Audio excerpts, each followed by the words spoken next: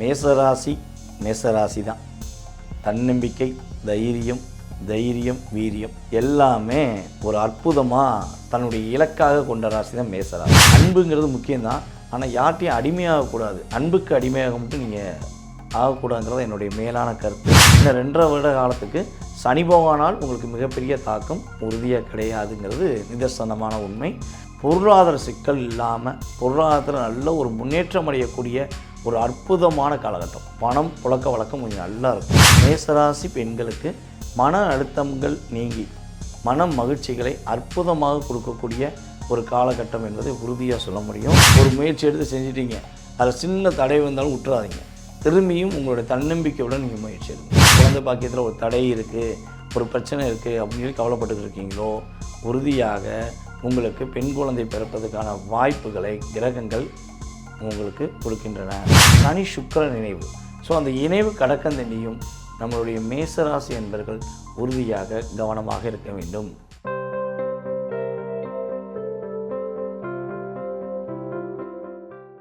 அகிலம் எங்கும் மதுரை மீனாட்சியின் ஆசீர்வாதத்துடன் உங்களுக்கு பிரதிபலித்து கொண்டிருக்கும் பக்தி இன்ஃபோ யூடியூப் சேனல் வாயிலாக உங்களை சந்திப்பதில் மிக மகிழ்ச்சி அடைகிறேன். நான் உங்கள் டிஜே சுந்தரபாண்டி, சிவகாசியிலிருந்து. நேயர்களே, தற்போது பார்க்க போகிற விஷயம் என்ன அப்படிங்கும்போது, மே மாதத்தில் 12 ராசிகளுக்கான சிறப்பான பலன்கள் என்ன, 12 ராசி நேயர்களும் என்னென்ன மாற்றங்களை ஏற்படுத்த போகிறீங்க, உங்களுடைய வாழ்க்கையில் என்னென்ன முன்னேற்றம் ஏற்பட போகுது அப்படிங்கிறத பற்றி பார்க்க போகிறோம். ஸோ அதற்கு முன்னாடி இந்த மே மாத பலன் கோச்சார ரீதியான கிரகங்கள் ரீதியாக ஃபஸ்ட்டு நம்ம கணிக்கிறோங்கிறத தயவு செய்து புரிஞ்சுக்கோங்க. அதாவது மேச ராசிக்கு சொல்கிறோம், ரிஷபராசிக்கு சொல்கிறோம், ஸோ மிதுன ராசி சொல்கிறோம், இப்படி 12 ராசிக்கு நம்ம சொல்கிறோம்.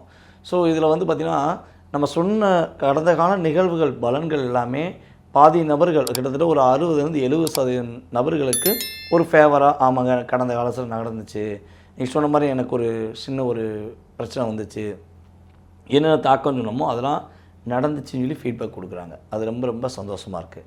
இதை தவிர்த்து சில நபர்கள் வந்து பார்த்திங்கன்னா நீங்கள் சொன்னது எல்லாமே தப்பு, ஸோ எனக்கு ஃபேவராக இல்லை அப்படின்னு சொல்லி ஃபீட்பேக் கொடுக்கறது கூட தவறு நான் சொல்ல மாட்டேன். ஏன்னா அவங்களுடைய சுய ஜாதகம் சில நேரங்களில் வந்து பார்த்திங்கன்னா வலிமை இழந்திருக்கலாம், சுய ஜாதகத்தில் கிரக ரீதியாக ஏதாவது மாற்றம் ஏற்பட்டிருக்கலாம், அதுவும் தவறல்ல. அதை தவிர்த்து அன்னெசரியாக ஜோதிடர்களை ஒரு தேவையில்லாத கமெண்ட்ஸ் கொடுக்கறது வந்து பார்த்திங்கன்னா ஒரு குருவை நம்ம வஞ்சிக்கிறதுக்கு சமம். ஜோதிடர்கள் என்பது இறை அருள் பெற்ற நபர்கள் கிட்டத்தட்ட வந்து பார்த்திங்கன்னா 80% பேர் இருக்காங்க. இதில் 20% பேர் வந்து பார்த்திங்கன்னா நேச்சுரலாக இப்போ தான் ரீட் பண்ணி இருக்காங்க அப்படின்னு சொல்கிறோம். ஸோ முடிஞ்சளவு உங்களுடைய கமெண்ட்ஸ் வந்து பார்த்திங்கன்னா ஒரு நல்ல விதமாக உங்களுடைய மேலான கருத்துக்களை தயவுசெய்து பதிவிடுங்க. நீங்கள் பதிவிட தான் நாங்கள் இந்த ஜோதிடம் சம்மந்தப்பட்ட விஷயங்களை நம்மளுடைய யூடியூப் சேனல் வாயிலாக உங்களுக்கு முழுமையாக சொல்ல முடியும். ஓகே, இப்போ மே மாதத்தில் உள்ள கிரகங்களின் அமைப்பு என்ன? ஏன்னா கோச்சார கிரகங்கள்னு சொல்லிட்டோம். அப்போ இந்த மே மாதம் துவக்கத்தில் எந்தெந்த கிரகங்கள் எந்தெந்த ராசியில் இருக்குது, ஸோ அதுக்கடுத்து ஊடாலேயே பார்த்திங்கன்னா மிகப்பெரிய மாற்றம். என்ன மாற்றம்னா இந்த மே மாதம்தான் உலகியல் ரீதியாகவே மிகப்பெரிய மாற்றம் ஏற்பட போகுது. அப்படி மிக முக்கியமான விஷயம் என்னென்னா, குரு பகவான் மற்றும் ராகு கேது பகவான் பெயர்ச்சியே இந்த வருடத்தில் மே மாதம் 15ஆம் தேதிக்கு மேலே இயங்குது. இப்போ குரு பகவான் 14ஆம் தேதி, ராகு கேது பகவான் 18ஆம் தேதி அப்படிங்கிறத நம்ம பார்க்குறோம். ஸோ இந்த கிரகங்களை தவிர்த்து மற்ற ஏனைய கிரகங்கள் அப்படின்னு சொல்லி பார்க்கும்போது, சூரிய பகவான் மேஷ ராசியில் ஆரம்பத்தில் மேஷ ராசியில் அமர்ந்திருப்பார். 15ஆம் தேதிக்கு மேலே வந்து பார்த்திங்கன்னா ரிஷபராசிக்குள்ளே வந்துடுவார். அதுக்கடுத்தபடியாக வந்து பார்த்திங்கன்னா குரு பகவான் ஆரம்பத்தில் ரிஷபராசியில், அதற்கு பிறகு மிதுன ராசியில் அமர்ந்திருப்பார். செவ்வாய் கடகராசியிலே அமர்ந்திருப்பார். இந்த மாதம் முழுவதுமே செவ்வாய் பகவான் கடகராசியில் நீச்சம் பெற்று அமர்ந்திருப்பார்னு சொல்லி பார்க்கும்.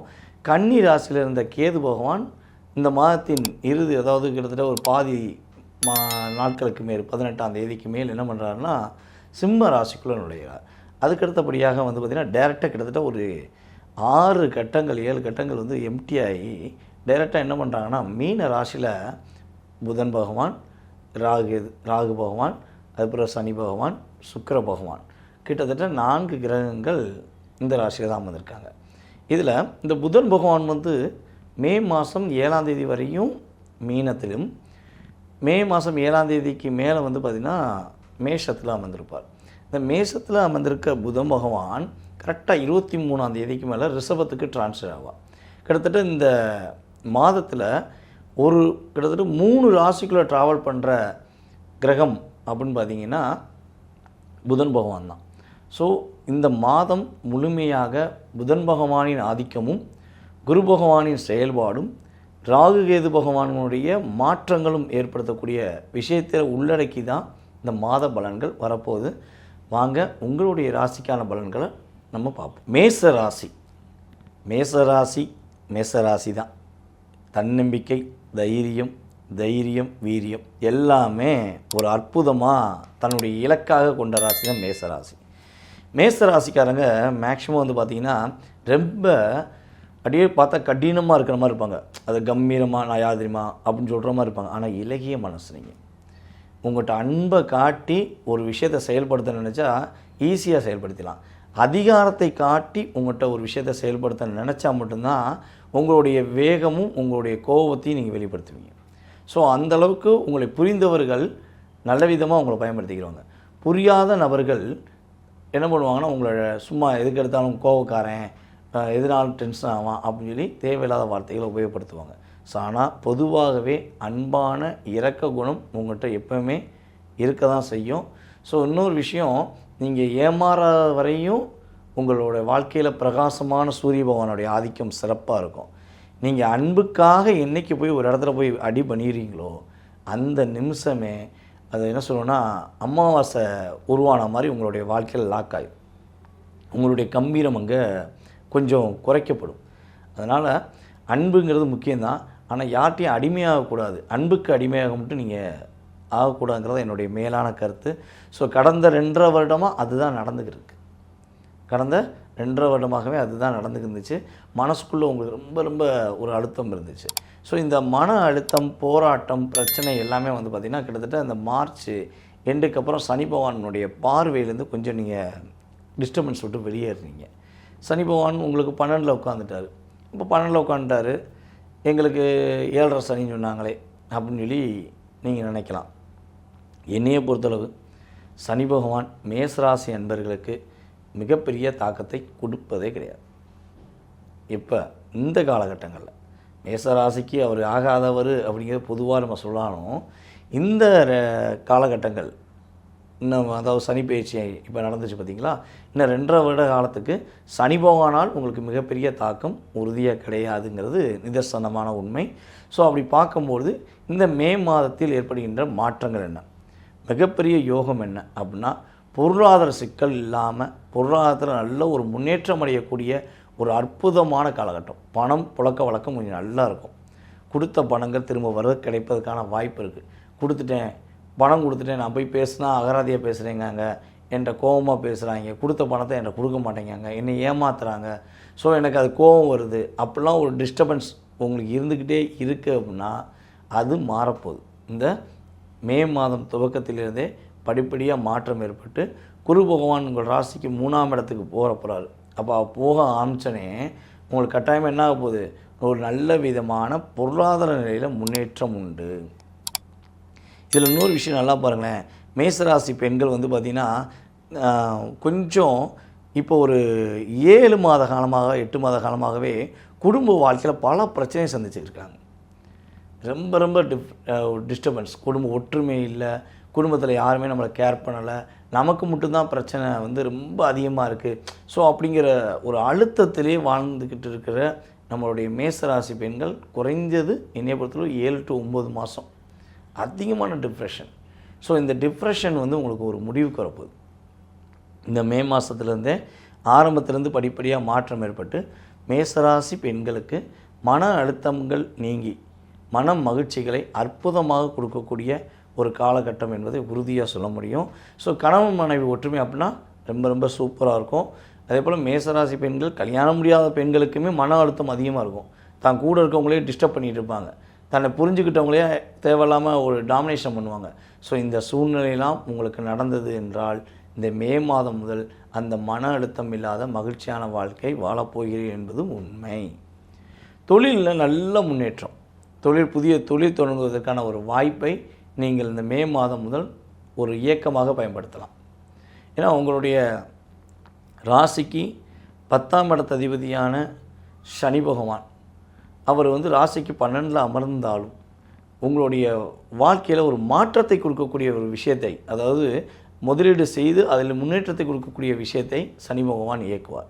ஏற்கனவே தொழில் செஞ்சுக்கிறீங்க அப்படின்னா அந்த தொழிலில் ஒரு அதிவேகமான ஒரு லாபம் கிடைக்கும். நீங்கள் எதிர்பார்த்த லாபத்தை பெறக்கூடிய ஒரு சூழ்நிலைகள் அற்புதமாக இருக்குது என்பது மேசராசி என்பவர்களுக்கு இந்த மே மாத பலனில் முதன்மையாக சொல்லலாம். என்ன இலக்கு நீங்கள் ஆசைப்படுறீங்களோ அந்த இலக்கானது நீங்கள் முயற்சிகள் பல எடுத்தும் நடக்கவில்லை என்ற கவலை உங்களுக்கு இருக்குன்னா கவலையை தூக்கி போட்டு தைரியமாக நீங்கள் முயற்சி எடுங்க. உறுதியாக இந்த மே மாதத்தில் உங்களுக்கு உங்களுடைய இலக்கை அடையக்கூடிய ஒரு சூழ்நிலைகள் கிரகங்கள் கொடுக்கின்றன. நல்ல ஒரு என்ன சொல்கிறேன்னா, ரொம்ப டிஸ்டர்பன்ஸாக இருந்தேன், கடன் சுமையிலேருந்து மீள முடியாமல் இருந்தேன், இவ்வளோ ஒரு அழுத்தம் எனக்கு மட்டும் வருதே, இதில் நான் என்ன பண்ண போனே தெரியல அப்படின்னு ஒரு ஏக்கமும் தாக்கமும் உங்களுக்கு இருக்குன்னா அந்த ஏக்கமும் தாக்கமும் இந்த மே மாதம் முதல் படிப்படியாக குறையும். இப்போ இந்த மே மாதம் முதல் நீங்கள் கடைபிடிக்க வேண்டிய மிக முக்கியமான விஷயம் என்ன, ஒரு தடவை ஒரு முயற்சி எடுத்து செஞ்சிட்டீங்க, அதில் சின்ன தடை வந்தாலும் விட்டுறாதீங்க. திரும்பியும் உங்களுடைய தன்னம்பிக்கையுடன் நீங்கள் முயற்சி எடுங்க. அப்படி முயற்சி எடுக்கும்போது மாற்றங்கள் உண்டு. உங்களுடைய குழந்தையின் ஆரோக்கியம் சம்மந்தப்பட்ட விஷயங்களில் நல்ல மாற்றம் ஏற்படும். குழந்தைகள் உடல் ரீதியாக ஏதாவது சின்ன பாதிப்புகள் ஏதேனும் கடந்த காலங்களில் நடந்துருந்துச்சு அப்படின்னா அந்த பிரச்சனையிலிருந்து விடுபடுவதற்கான சூழ்நிலை உண்டு. மேசராசி நபர்களுக்கு குழந்தை பாக்கியம் அப்படின்னு சொல்லி பார்க்கும்போது மேக்சிமம் பெண் குழந்தை பாக்கியம் கிடைப்பதற்கான வாய்ப்பு இருக்குது.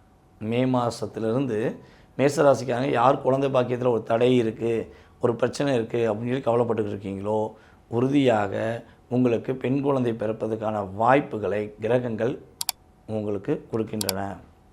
ஸோ உங்களுடைய ராசிக்கு 2ஆம் வீடு மற்றும் உங்களுடைய ராசிக்கு 6ஆம் வீடு என்று கருதப்படுகின்ற வீடுகளை சனி பகவான் தன்னுடைய பார்வை மூலமாக இன்னும் 2.5 வருஷம் பார்க்க போகிறார்.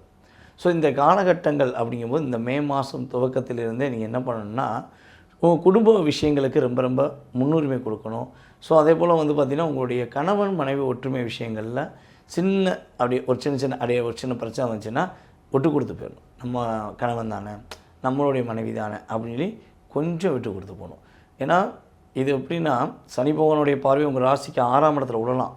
ஆனால் புதனுடைய செயல்பாடுகள் உங்களுடைய கிரக அமைப்பில் ஒரு லாக்கை ஏற்படுத்தும். அதுக்கடுத்தபடியாக பார்த்திங்கன்னா சுக்கிர பகவான் வேறு பார்த்திங்கன்னா உங்களுடைய ராசிக்கு எத்தனாம் இடத்துல உட்காந்துருக்காரு, உங்கள் ராசிக்கு 12ஆம் இடத்துல உட்காந்துருக்காரு. சனி சுக்கிரன் இணைவு. ஸோ அந்த இணைவு கடக்கந்தண்டியும் நம்மளுடைய மேசராசி என்பர்கள் உறுதியாக கவனமாக இருக்க வேண்டும். 2ஆம் இடத்தையும் 6ஆம் இடத்தையும் சனி பகவான் பார்ப்பதுனால நீங்கள் கடன் சம்மந்தப்பட்ட விஷயங்களை ரொம்ப அவசரப்பட்டு வாங்கிடக்கூடாது. நீங்கள் யாருக்காக கடன் வேணும்னாலும் உங்கள்கிட்ட கேட்டால் கூட நீங்கள் கையெழுத்து போட்டால் அங்கே லோன் கிடைக்குன்னா கூட முடிஞ்ச அளவு அவாய்ட் பண்ணிடணும். ஸோ இந்த காலகட்டம் நீங்கள் அதற்கான முயற்சி எடுக்கக்கூடிய காலகட்டம் கிடையாது. உதவி என்பது உங்கள் பாக்கெட்டில் ஒரு 100 ரூபா இருந்தால் 20 ரூபா போடுங்க, 80 ரூபா நீங்கள் வச்சுக்கோங்க. அதை விட்டு 80ஐயும் போட்டுட்டு 20 வச்சு சமாளிக்கணுங்கிற எண்ணம் மட்டும் உங்களுக்கு இந்த மாதத்தில் வேண்டாம் என்பதை உங்களுக்கு கிரக ரீதியாக வலியுறுத்துகிறேன். வாழ்க்கையில் நல்ல விதமான மாற்றங்களும் முன்னேற்றங்களும் கோச்சார ரீதியான கிரகங்களும் கொடுக்க போகின்றன. மேசராசி என்பவர்களுக்கு குரு பகவான் அத்தனை விதமான மாற்றங்களை இந்த மாதம் முதல் தன்னுடைய இயக்கம் மூலமாக கொடுக்க போகிறார் என்பதை உறுதியாக கூறிக்கொள்கிறேன். வாய்ப்பளித்த நல்ல உள்ளங்களுக்கும் மேலும் இந்த காணொலியை பார்த்து கொண்டிருக்கும் அன்பார்ந்த நம்மளுடைய நேயர்கள் அனைவருக்கும் எனது பணிவான வணக்கத்தை கூறி விடைபெறுகிறேன். நன்றி, வணக்கம்.